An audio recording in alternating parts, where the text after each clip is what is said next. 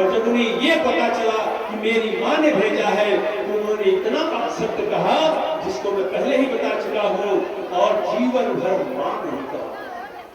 राजा की का अंतिम दाह संस्कार करने के पश्चात भरत जी को गद्दी दी जाने लगी, लेकिन उन्होंने अस्वीकार कर दिया और सारे अयोध्या वासियों को ले जाकर के भगवान से वियोग हो गया था चित्रकूट में फिर मिलाप करवाते हैं।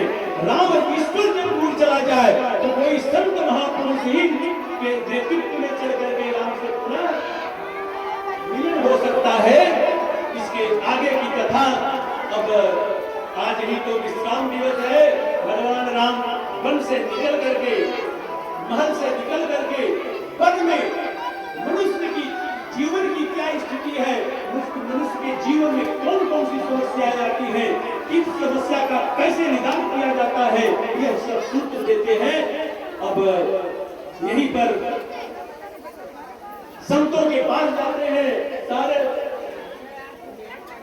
10-20 मिनट में चलेंगे, लेकिन वो संभाल लीजिएगा, बीच में टर्न नहीं होना चाहिए।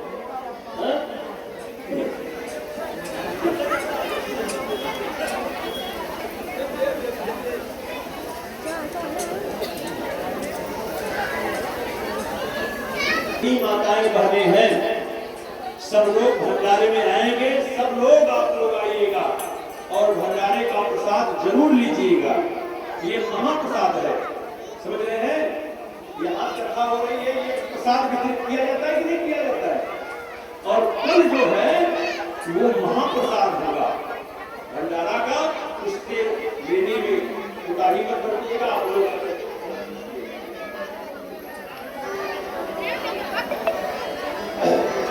अब राम जी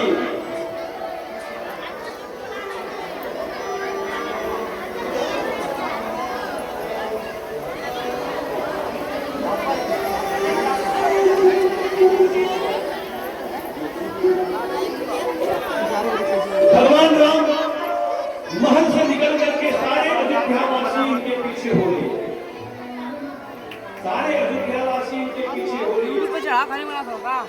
किसी तरह से ये तो तमसा नदी है। पहले दिन तमसा तट पर रात्रि व्यतीत किए, तमसा तीर पर व्यतीत किए, और रात्रि में जब सब सारे अयोध्यावासी सो रहे थे तो सुमंत जी से कहा, सुमंत जी वनवास मुझे मिला है, वन में 14 वर्ष मुझे रहना है, वनवास की स्थिति बड़ी भयावह कष्टदायक होती है, ये अयोध्यावासी नहीं रह पाएंगे, इसलिए तुम ऐसा करो, ये लोग सो रहे हैं और इसी समय मुझे रथ में बिठा करके कहीं दूर लेके चलो। सुमंत जी ने कहा, राम ये रथ के पहियों का जो निशान देखेंगे ना, वो निशान को देख करके आपको जरूर ढूंढ लेंगे, लेकिन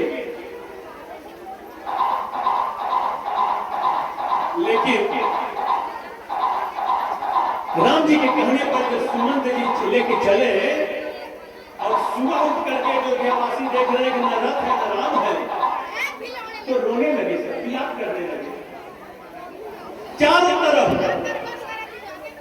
रथ करी खोजी, अरे कतहु नहीं पावही, और राम राम करहि प्रभु दिस धावहि, राम राम करहि प्रभु दिस धावहि, राम राम करहि प्रभु दिस धावहि, राम राम बोले जय।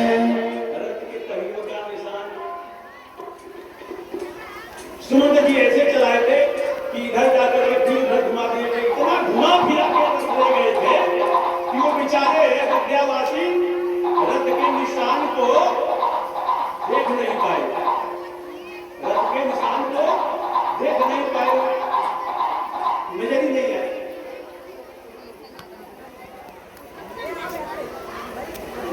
अब भगवान राम गंगा के तट पर पहुंचे, निषाद राज ने उनकी अगवानी की और केवट से विनती करते हैं कि भैया नाव लेके आओ, मुझे पार जाना है, नाव लेके आओ, मुझे पार जाना है।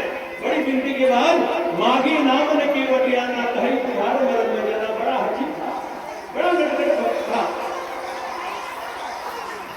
लेकिन भगवान राम से कहा कि प्रभु अभी मैं नाव लेकर के नहीं आऊंगा, अभी मैं नाव लेकर के नहीं आऊंगा। भगवान ने कहा क्यों?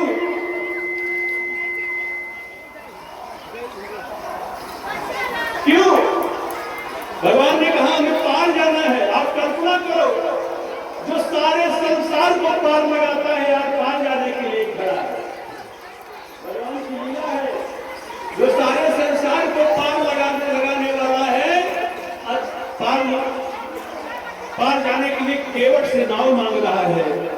अरे खड़े सुरेश्वरी किनारे दोनों भाई पिया दे